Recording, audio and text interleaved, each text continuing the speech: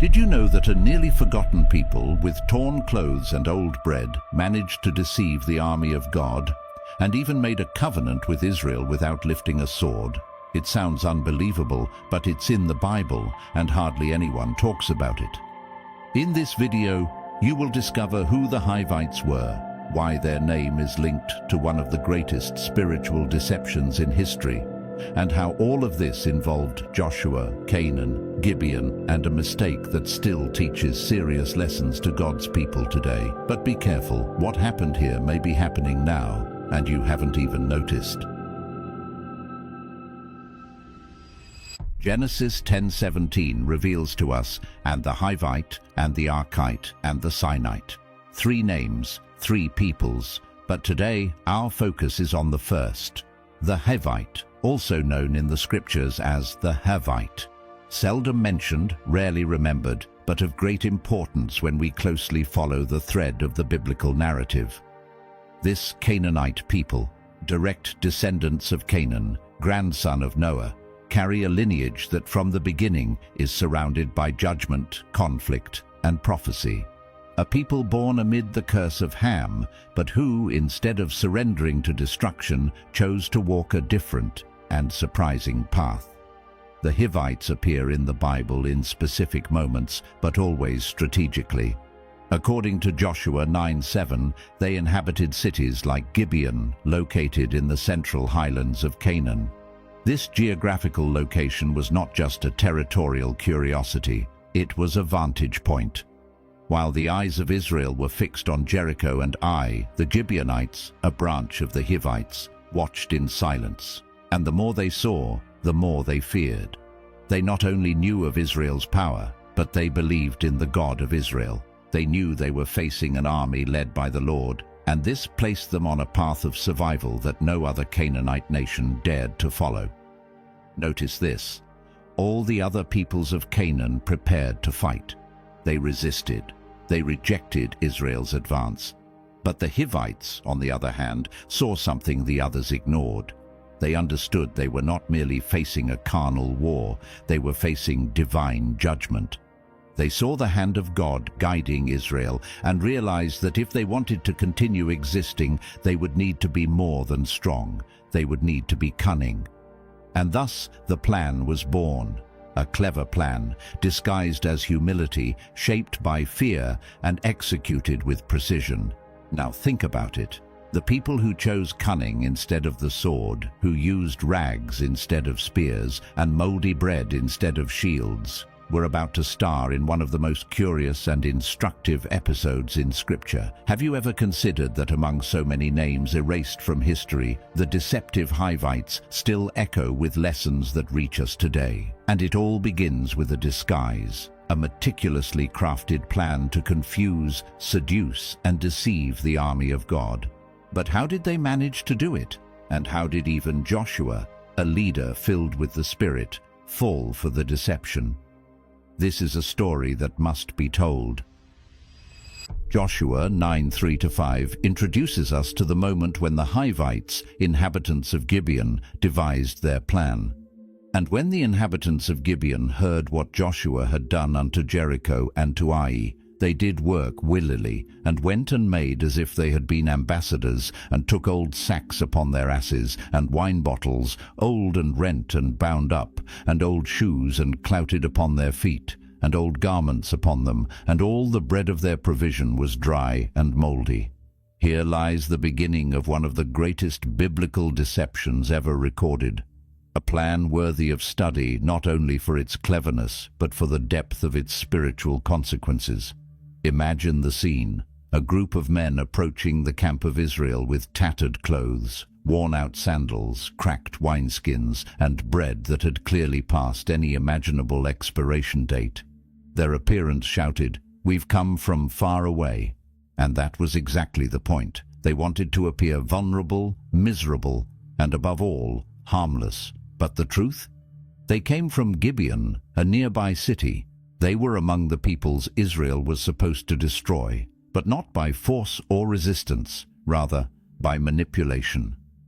Notice the irony. The Hivites, who lived in one of the central regions of Canaan, presented themselves as foreigners from distant lands. The cunning of the Hivites was such that they managed to alter the perception of the very army of God, leading Joshua and the elders to a decisive moment. With rehearsed words, they cried out for peace and proposed a covenant with Israel based on supposed ignorance about who they were and where they came from. They knew exactly what to say and how to appear. They didn't use swords, they used their minds. And here's the detail that must be analyzed with reverence. Joshua 9:14 tells us, "And the men took of their victuals and asked not counsel at the mouth of the Lord." This is the turning point. This is not just about a tactical mistake. It is about a spiritual failure. Joshua's error was to trust in visible evidence, in the words of men, and not seek divine counsel. A moment of spiritual carelessness opened the door to a mistaken alliance with a condemned people. The covenant with the Hivites was sealed in the name of God, but without the direction of God. And because of this, the people who deceived Israel were incorporated into the midst of the holy people, not as allies, but as servants of the altar, as we will see later. Still, the damage was done. A cunning people, considered small, ended up altering decisions at the highest level of Israelite leadership. Now, think with me, how could a forgotten people of the Bible, without weapons and seemingly defeated, manage to change the course of their own history and that of the chosen nation? The answer lies in manipulation, performance, and above all, in the absence of seeking the Lord. And this, my brother, is a mirror that shows us something greater. The danger is not only in the enemies who fight us, but also in those who disguise themselves as allies. And what happened after the deception was exposed? Could Israel break the covenant? Were the Hivites punished? The next part of this story will reveal that even though they were deceived, the leaders of Israel were bound to keep their word, and the consequences of that were eternal. After the truth came to light, the mood among the people of Israel was certainly one of outrage. In Joshua 9:16-18 it is recorded, "And it came to pass at the end of 3 days after they had made a league with them, that they heard that they were their neighbors, and that they dwelt among them. And the children of Israel journeyed, and came unto their cities on the 3rd day. Now their cities were Gibeon, and Chephirah, and Beeroth, and Kirjath-jearim. And the children of Israel smote them not, because the princes of the congregation had sworn unto them by the Lord God of Israel." This passage reveals a profound spiritual principle. Even in the face of the Hivites' deception, the word sworn in the name of the Lord was sacred and inviolable. Joshua and the Gibeonites were now bound by a solemn oath, even though it was forged through a lie. And as much as the congregation desired revenge, the leaders recognized that breaking that covenant would be a greater sin than having made it. See how powerful this is. The very covenant with the Hivites, though born from error, now carried an unchangeable spiritual weight. The oath before God was greater than the human desire for justice. Thus, the peoples Israel did not destroy in this case remained among the Israelites, but under specific and permanently marked conditions. Joshua 9:27 describes the outcome of the punishment. "And Joshua made them that day hewers of wood and drawers of water for the congregation, and for the altar of the Lord, even unto this day, in the place which he should choose." The deceptive Hivites, the people who cleverly infiltrated the midst of the holy people, were condemned to a life of servitude. But not just any servitude. They became servants in the tabernacle, serving directly at the altar. They did not die by the sword, but they died to their rights as a free nation. Notice the providential irony. The Gibeonites, who tried to save their skin through deception, ended up being placed daily before the God they had tried to manipulate. What was once a scheme became a forced ministry. Every day, chopping wood for the altar's fire and drawing water for offerings and purifications, these servants of the altar saw up close the glory of the God they had feared, but now as subjugated people. This is rich. Because even in the midst of Joshua's error, God transforms the consequence into something pedagogical. The peoples who remained in Canaan were not there by tolerance, but by purpose. Israel learned the value of seeking the Lord, and the Hivites learned that no one deceives the Most High without reaping the price. But what can this story, marked by deception, covenant, judgment, and mercy, teach us today? The next topic reveals that, although forgotten by many, the Hivites continue to teach us powerful spiritual lessons, especially about vigilance, divine direction, and discernment in evil days. At first glance, the Hivites may seem like just another name on the list of the ancient peoples of Canaan. But when we look with spiritual discernment, we realize that this forgotten people of the Bible are far from irrelevant. In fact, their story contains principles that are still alive and urgent for God's people today. They weren't remembered for miracles or great victories, but for a spiritual deception that exposed the human heart and the constant need to depend on the Lord's direction. Think carefully. The Hivites survived not by military strength, but by cunning. And that changes everything.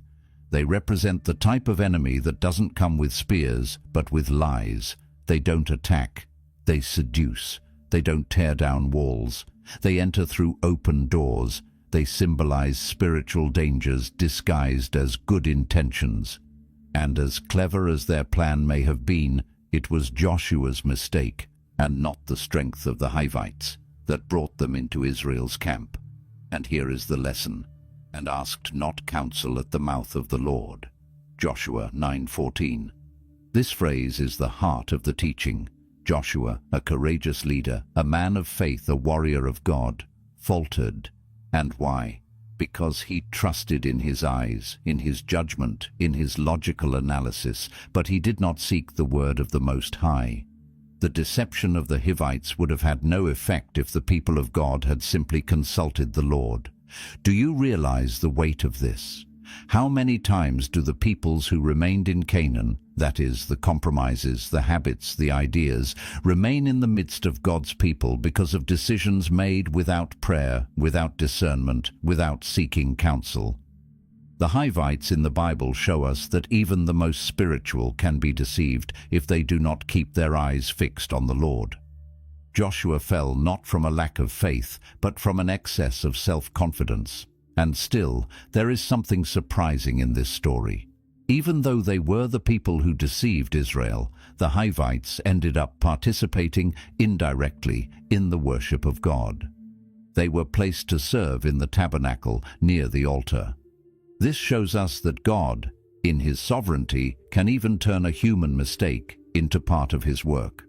But take note, this does not justify disobedience.